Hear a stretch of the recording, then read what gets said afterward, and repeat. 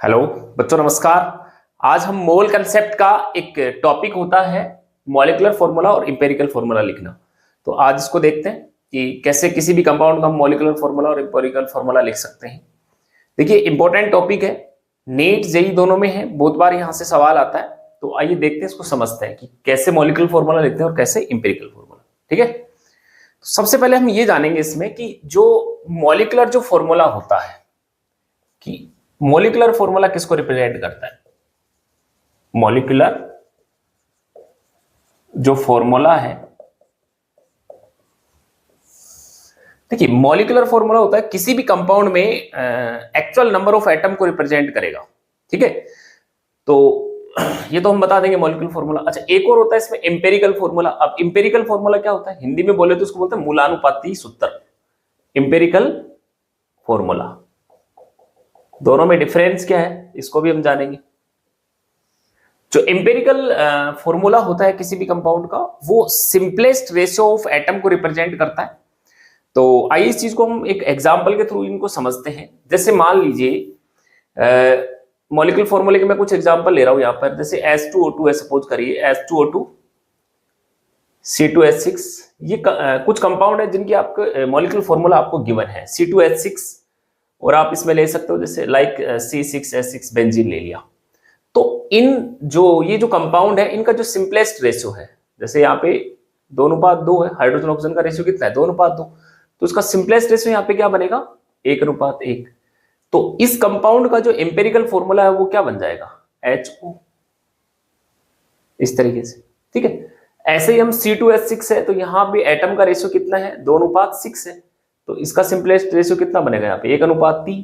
तो यहां अपन बात करें तो इसका जो एम्पेरिकल फॉर्मूला वो क्या बनेगा C2H6 का CH3 बन जाएगा। ठीक है, ऐसे ही हम लोग C6H6 की बात करें तो यहाँ एटम का रेशियो कितना है 6:6, तो इनका सिंपलेस्ट रेशियो कितना आया 1:1। तो यहाँ पे इसका जो एम्पेरिकल फॉर्मूला बनेगा वो ये CH बन जाएगा।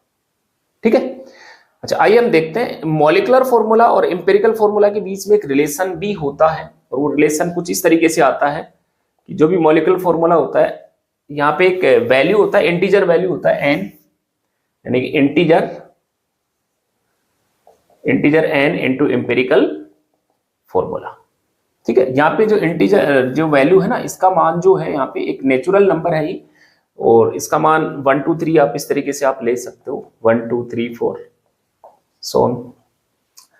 तो इस तरीके से हम लोग यहाँ पर है वो n का वैल्यू भी निकाल सकते हैं। तो ये आ जाएगा मॉलिक्यूलर फॉर्मूला बटे एम्पेरिकल फॉर्मूला।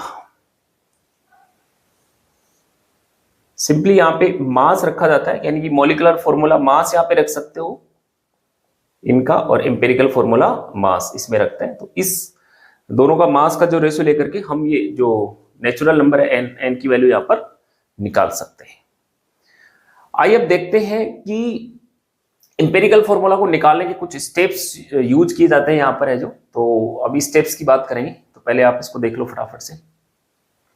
ठीक है, ये बिल्कुल सिंपल था। अब सवाल जो है एग्जाम में कहां से बनेगा, अपन उस मेन पॉइंट को डिस्कस करेंगे यहाँ पे। जो स्टेप फर्स्ट है जो यहाँ पे काम में ली जाएगी,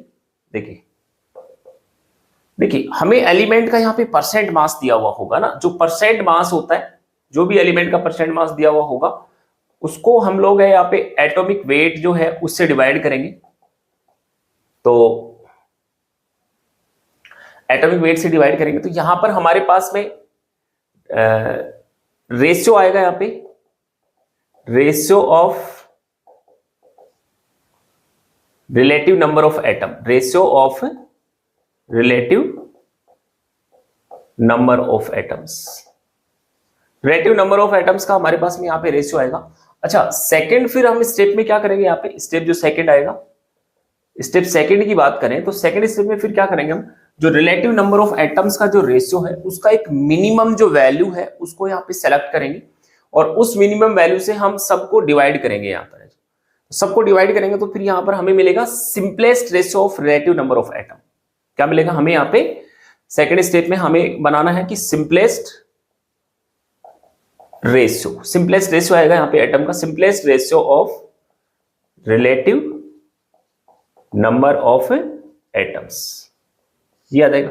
अच्छा, इसमें कई बार क्या होता है कि जो रिलेटिव नंबर्स का जो सिंपलेस्ट रेशियो है, तो यदि ये वैल्यू है फ्रैक्शनल में यदि आता है, स्टेप थर्ड हमें और यूज में लेना पड़ेगा यहाँ पे कि यदि ये जो simplest ratio of relative atoms का रेशियो यदि मान लो ये फ्रैक्शनल में आता है, तो एक सुटेबल इंटीजर के साथ में मल्टीप्लाई करेंगे ताकि हमें रिलेटिव नंबर ऑफ एटम्स का एक होल नंबर रेशियो यहाँ पे मिल सके, ठीक है ना। तो फ्रैक्शनल में है तो वो अब न्यूमेरिकल लेंगे तो उसमें ये चीज कवर कर लेंगे अपन इस बात को, थर्ड स्टेप इसमें ये यूज कर लेंगे। तो फिर हमारे पास में तीनों स्टेप यूज करने के बाद में जो भी एक सिंपलेस्ट एटम का जो रेशियो आएगा वो है हमें इंपेरिकल फॉर्मूला लिखने में यूज में लिया जाएगा, ठीक है। अच्छा, कुछ बातें और भी होती है, जैसे आयनिक जो कंपाउंड होते हैं, आयनिक कंपाउंड के लिए हमेशा इंपेरिकल फॉर्मूला यूज में लिया जाता है आयनिक कंपाउंड का जो, ठीक है ना।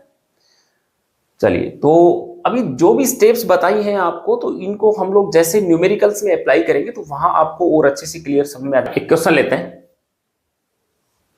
देखिए एक कोई एलिमेंट ए है, इसका जो परसेंट मास है वो दे रखा है 40% दिया गया है। एलिमेंट बी का परसेंट मास इसमें दे रखा है 60। मान लिया अपन को यहाँ पे दे रखा है कि atomic weight of A element का एटॉमिक वेट है, सपोज करिए यहाँ पे 20 है, 40 है, ठीक है। और यहाँ पे दे रखा है आपको atomic weight of B, B का जो एटॉमिक वेट है वो आपको गिवन है कितना, यहाँ पे दे रखा है 40, ठीक है। तो हम क्या करेंगे, तीनों स्टेप को यहाँ पे ना 1 बाई 1 करके यहाँ पे अप्लाई करेंगे और फिर यहाँ से हम लोग इंपेरिकल फॉर्मूला लिखना सीखेंगे इसका, है ना।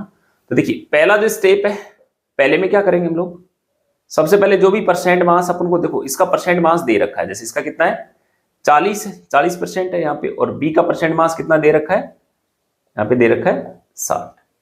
तो जो भी सबसे पहला स्टेप क्या करना है अपन को, जो भी परसेंट मास अपन को दिया हुआ है उस परसेंट मास में हम लोग एटॉमिक वेट से उसको डिवाइड करेंगे। अच्छा, एक एटॉमिक वेट कितना गिवन है, यहाँ पे 20 दे रखा है, तो इसको हम काट लेंगे, यहाँ पे कितना आएगा, यहाँ पे 2 आ जाएगा। और बी का जो परसेंट मास कितना दे रखा है 60 दे रखा है, अब इसको हम डिवाइड करेंगे एटॉमिक वेट, इसका कितना दे रखा है 40 दे रखा है, तो जैसे काटेंगे इसको तो ये हमारे पास में वैल्यू आएगा 3/2। 3/2 को हम लिख सकते हैं 1.5 लिख सकते हैं। अच्छा, अगला स्टेप जो है हमारा वो क्या है, अगला स्टेप ये था कि जो भी यहाँ पे रिलेटिव नंबर का जो मिनिमम वैल्यू आता है उस मिनिमम वैल्यू को हम लोग यहाँ पे दोनों मिनिमम वैल्यू को सबसे डिवाइड करेंगे।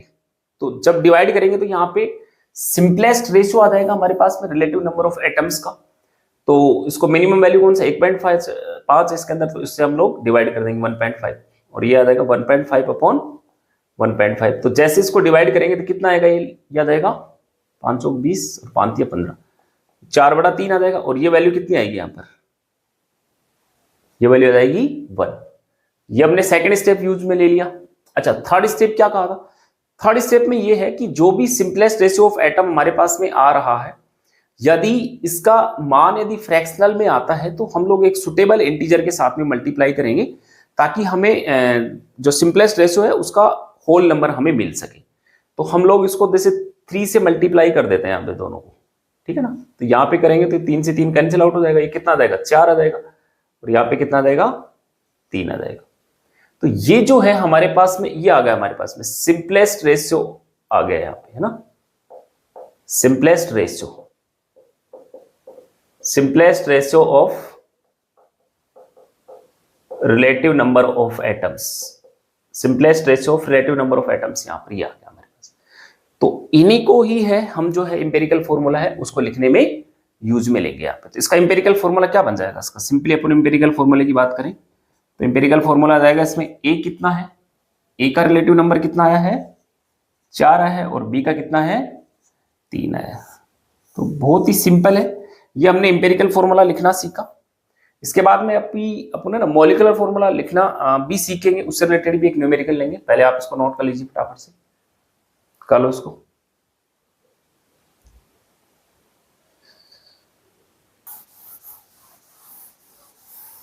एक क्वेश्चन देते हैं next.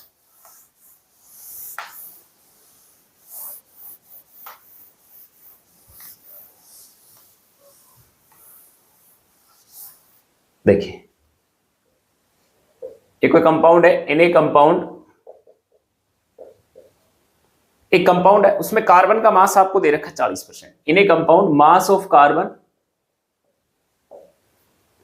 Mass of carbon is 40%, carbon का मास 40% है, ठीक है। और यहां पे अपन ले लेते हैं इसके अंदर कि मास ऑफ हाइड्रोजन, एंड लिख सकते हैं कि मास ऑफ हाइड्रोजन इज 6.6%, इतना दे रखा हाइड्रोजन का मास। और रिमेनिंग यहां पर जो है ऑक्सीजन है, एंड रिमेनिंग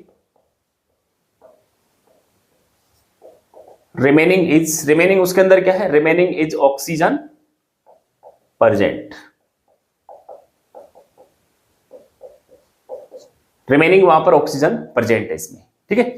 और यहां पे कंपाउंड का जो है वो वेपर डेंसिटी गिवन है हमें, and vapour density of compound, compound की वेपर डेंसिटी दे रखी है, vapour density of compound is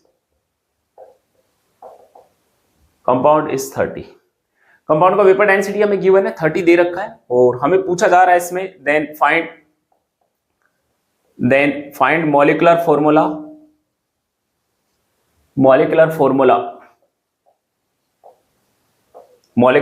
of the compound.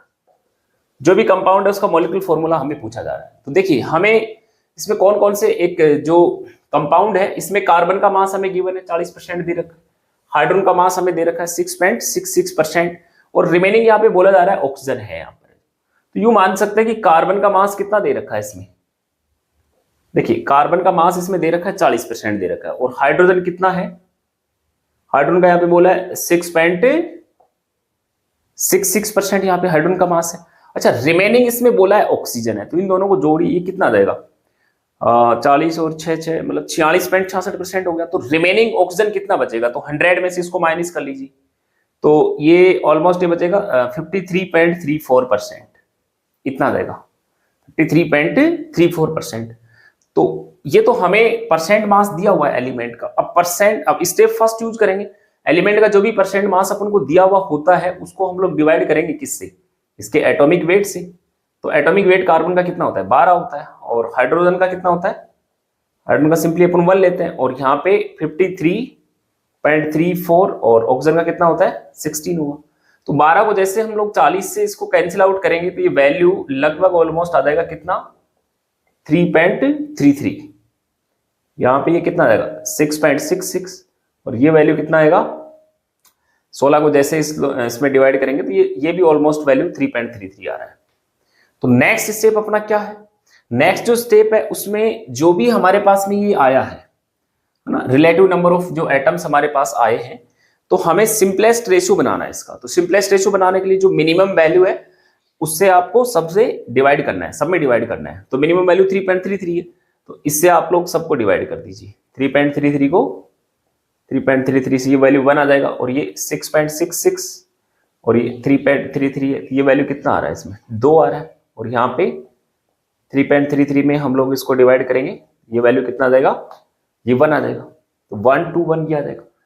तो ये रेशियो जो आ रहा है एक सिंपलेस्ट रेशियो ही आ रहा है, क्योंकि फ्रैक्शनल में होता तो फिर हम उसको होल नंबर बनाने के लिए एक सुटेबल इंटीजर के साथ मल्टीप्लाई करना पड़ता। बट ये जो यहाँ पे रेशियो आ रहा है ये सिंपलेस्ट रेशियो ही है। यहाँ पे ये क्या है, सिंपलेस्ट रेशियो हमारे पास आ गया, simplest ratio of relative number of atoms, simplest ratio of relative number of atoms हमारे पास आ चुका है। तो इन्हीं जो ये एटम का जो रेशियो है वो इंपेरिकल फॉर्मूला लिखने में हमारे काम में आ जाएगा इसमें। तो इंपेरिकल फॉर्मूला क्या बन जाएगा हमारे पास, तो इसका यदि इंपेरिकल फॉर्मूले की हम लोग बात करें तो इंपेरिकल फॉर्मूला इसका आ जाएगा, ये कार्बन 1 है और हाइड्रोजन कितना है 2 और ऑक्सीजन कितना है 1। अब यहां से हमें लिखना क्या है, इसके अंदर मॉलिक्यूलर फॉर्मूला निकालना तुमको। तो मॉलिक्यूलर फॉर्मूला रिलेशन क्या था, इंपेरिकल फॉर्मूला मॉलिक्यूलर फॉर्मूले के बीच में, मॉलिक्यूलर फॉर्मूला बराबर n इंटू इंपेरिकल फॉर्मूला ये था।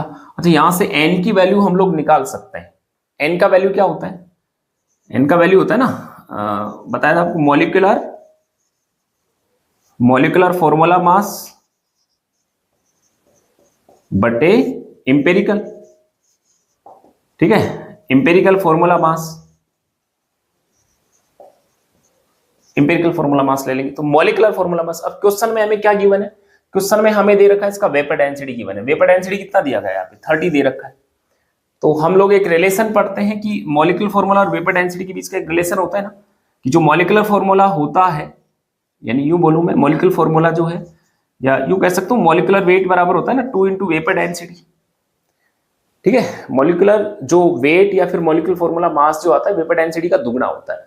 क्वेश्चन में हमें वेपर डेंसिटी गिवन है, तो यहाँ पर हम लोग इसको 2 से मल्टीप्लाई कर देंगे तो कितना आ जाएगा, ये वेपर डेंसिटी 30 दे रखी है, ये 60 आएगा यहाँ पर।